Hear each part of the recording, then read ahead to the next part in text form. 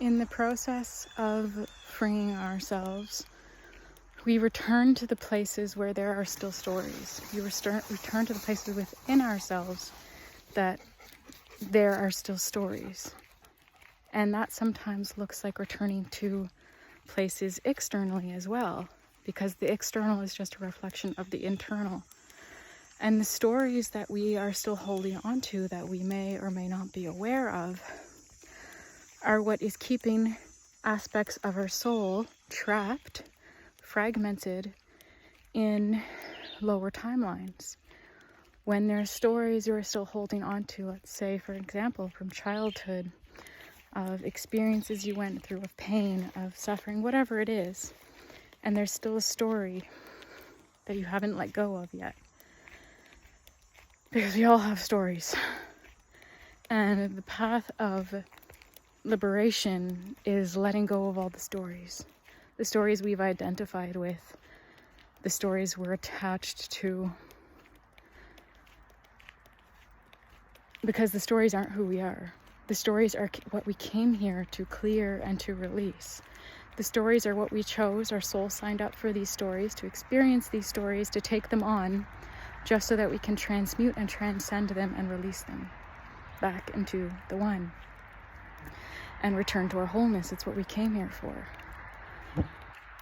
And in that process, as we're releasing these old stories, we may be called, and we may not understand why we are called to the environments that we are called to, but it's all part of releasing the stories. Our souls bring us to the places we need to go to have the experiences we need to have in order to let go of these stories.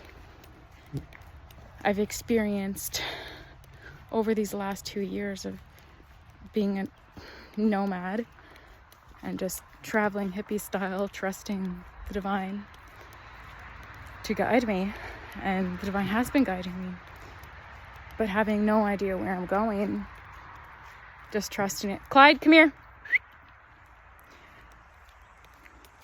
Just trusting it. And it's been heavy at moments. It's been interesting. It's been beyond uncomfortable, because it's the process of peeling back all the layers and looking at everything within myself that hasn't been seen yet. And not just looking, feeling it all. And the reflections of my reality over these last 2 years it always is a reflection of what's inside, but when we begin to wake up and we begin to consciously move with life, then everything in our reality becomes our medicine. When I was still living very unconsciously,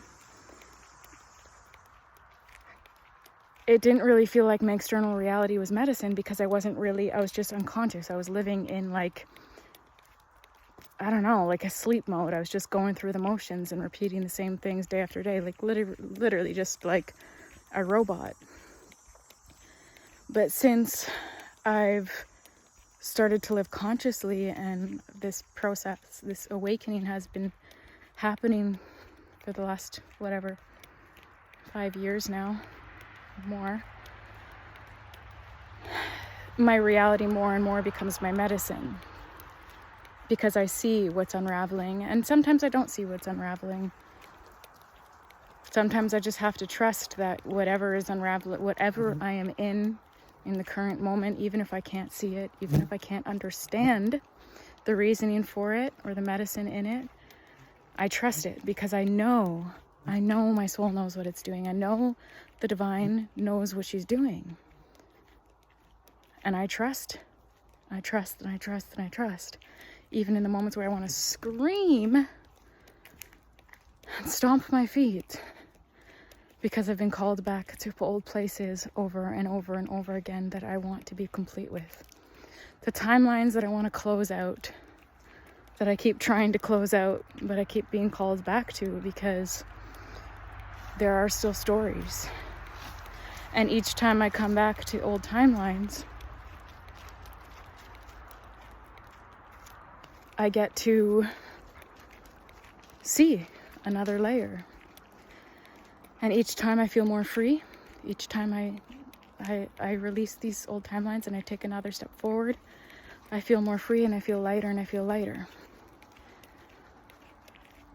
And then there's sometimes I feel like I've done it. I'm done. I've let go of all my stories. I feel so free. I feel so good. And then months, maybe even a year later or so, I'm called back to the same old timeline.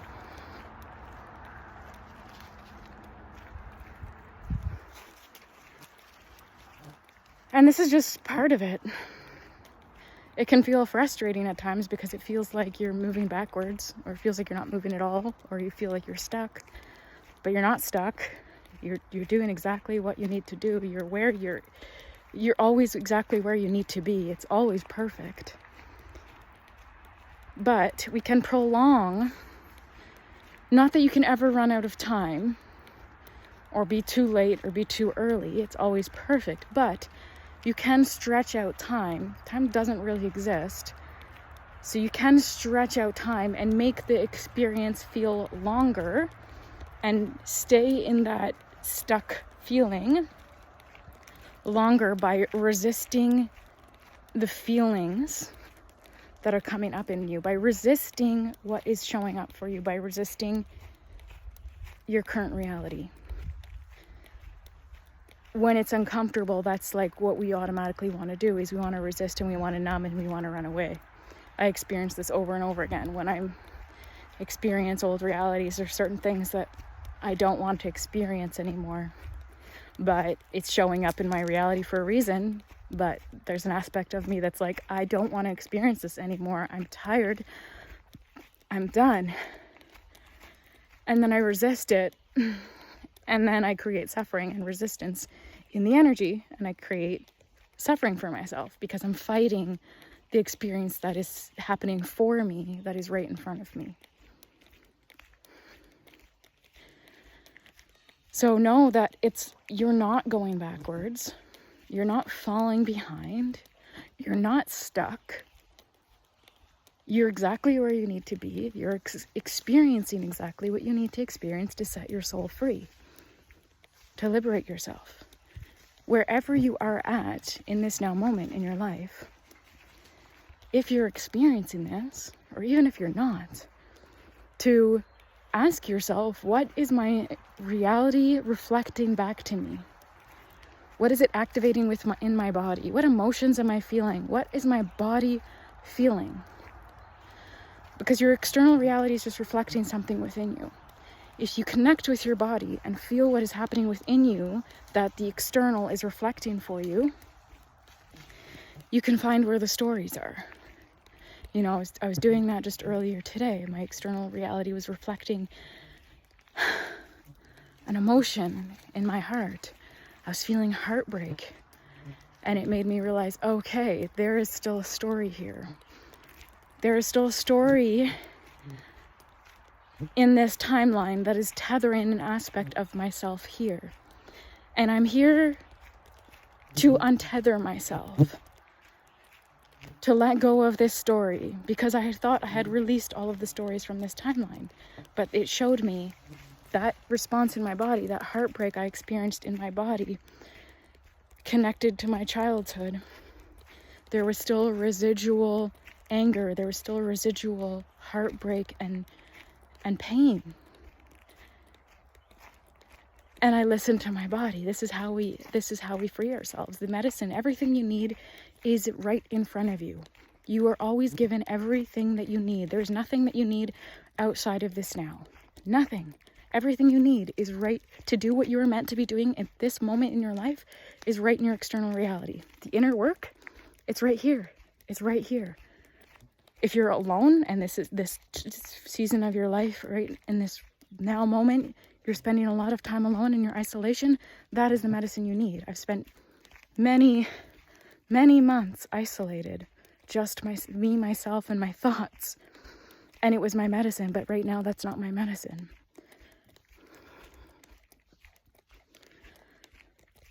So trust that wherever you are, whatever you're experiencing is exactly what you need, is the medicine for your soul.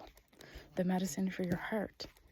That all you need to do is slow down enough so you can feel. Slow down enough so that you can listen to what the story is. Listen to your body. Where are you feeling it in your body? Is there activations you're feeling in your body? And in this sense, because there's different types of activations. And this type of activation I'm talking about is when someone says something and you feel like an activation, like an emotion activated in your body, whether it's anger or sadness, something like that. That is what I mean in this context when I say activation. So when you feel that activation, be like, oh, there's something here. Because if there was nothing there, then there would nothing that that person could say or do, or whatever it is that's playing out in your external reality would activate something like that within you. It's activating something there because there's something inside of you for it to stick to. If there was no pain there, there would be no, whatever is activating that within you, there would be nothing for it to stick to. It's sticking to you because there's something for it to stick to inside of you. So practice listening, practice being in your body and being as present as possible, and don't get wrapped up in whatever story is being activated. Observe it. Try to be the observer, not the absorber of your reality as much as possible. This is how you stay empowered. When you are the witness of what is happening in your reality, in your body, and you're just witnessing it and observing it from a place of empowerment. It doesn't have power over you. The stories do not have power over you unless you give them your power. So watch the stories. Watch what it brings up in you. See the aspects of yourself, possibly from childhood, who are still holding on to stories, who still are holding on to pain. See where the stories are, unravel it, and then let it go. And part of letting that go, sometimes you can just simply let it go, but a lot of the times letting it go means giving it a voice. What did that aspect of you, whether it was the 10-year-old version of you, 5-year-old, whatever it was, maybe it was the version of you from 2 hours ago that created let a story be created within them. Whoever it is, whatever version of you it is that is still holding on to that story, what do you need to do to give that aspect of yourself a voice? What is the story? Why are they experiencing heartbreak? And how can you let them express it to you? How can you let them feel it through your own being? Do you need to go scream into a pillow? Do you need to go write a letter to someone and then burn it because you can't express those words to their face? Do you need to actually just have a conversation with someone? Do you need to just dance it out to feel it? Because dancing it out is for me, the most powerful way to move and to feel it, because our body feels it, but we're out of the mind because we're in the body. And it's the easiest way to stay out of the story and out of the mind and just move the story through our bodies.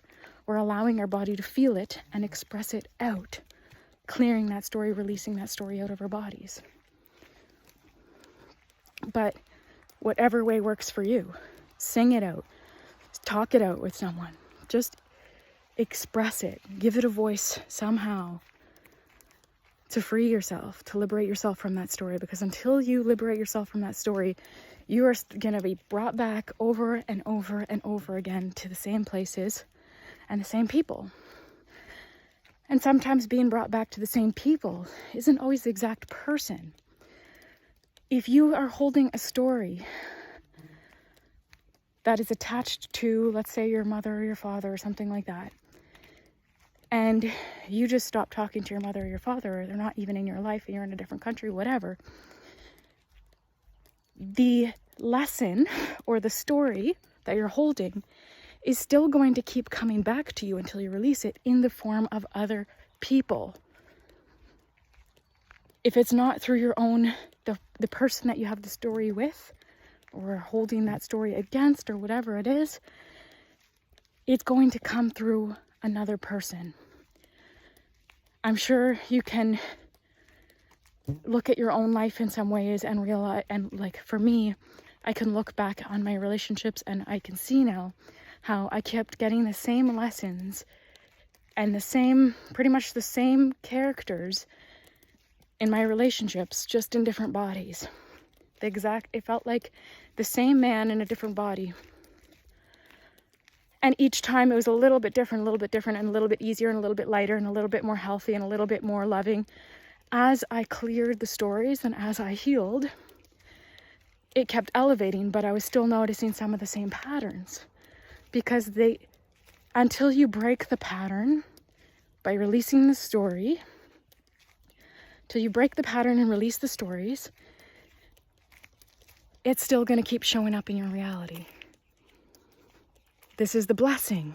And sometimes it can be frustrating. Sometimes, I've thrown my hands in the air and screamed, and I've had so many moments of being so angry and so tired with the repetitive stories repeating in my life and feeling trapped by them. I've had my moments of breaking over and over again, of being like, what the actual fuck? Why am I still experiencing this? And being angry. And then once I'm done throwing my fit, I look at it and I see it for the blessing that it is. And not always in the moment I do, but eventually I always see it. And it has taught me to be more and more in the witness, in the detached observer. Because I've been through this so many times that this path has now taught me how to hold my center pretty well, for the most part, in the observer, in the witness, to watch the stories but not get sucked into them, to watch the activations in my body but don't let them become my reaction, just to respond rather than react. And the response isn't usually anything external. It's like, oh, there's something here. Interesting. Okay, I wonder what that is. There's still a story here. Okay, what's the story? And I don't always unravel it in the moment. If you're in conversation or whatever, I feel it and I know that there's something there. And then when I have a moment to be with myself, then I'm unraveling it. But if I'm with someone who is able to hold the space for me to unravel it right there and right then, I do that. And that's a blessing, to have people in your life that can, in the moment, if they create a trigger for you and you feel it and notice it, you can just express that to them right there and then. When you have other conscious, loving people in your reality that are devoted to their own growth, and they're also in the same space where you can just hold each other in your evolution and in your liberation, and not take anything personally, because you realize it's all you and their growth is your growth and nothing is personal. So when someone triggers you and they're also in that same field as you and same awareness as you, you can express that right there and right then, saying, oh wow, that actually just triggered me. And then be like, can you hold space for this? And if they're like, yeah, okay, it's triggered me. And it's not about, oh, you triggered me and it's because of you. It's like, oh, that triggered me, realizing that there's something within me that person is helping me reflect, and then going inward and unraveling it and be like, okay, it triggered me because of this, and it made me feel this because of this. And you get to unravel the story right there and right then, and then also give that version of you, that aspect of you, what it needed. Does it need love? Does it need acceptance? What does it need to hear? What does it need to feel in this moment to release that story?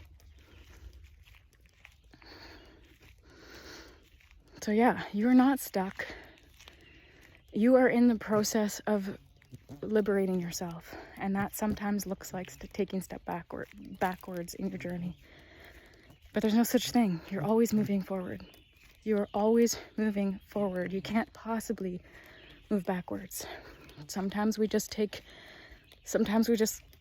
peek into old timelines to hop back into the past, to cut some cords, tethers, that stories are still playing out and keeping us stuck to those timelines. That's it. And then we rise even higher because we cut the strings that were holding us to the ground when we are ready to fly. You are becoming untethered. You are becoming liberated. You are becoming free. You already are free. It's just the stories that you are believing that are saying otherwise. So it's just about letting go of the stories so that you can actually fly.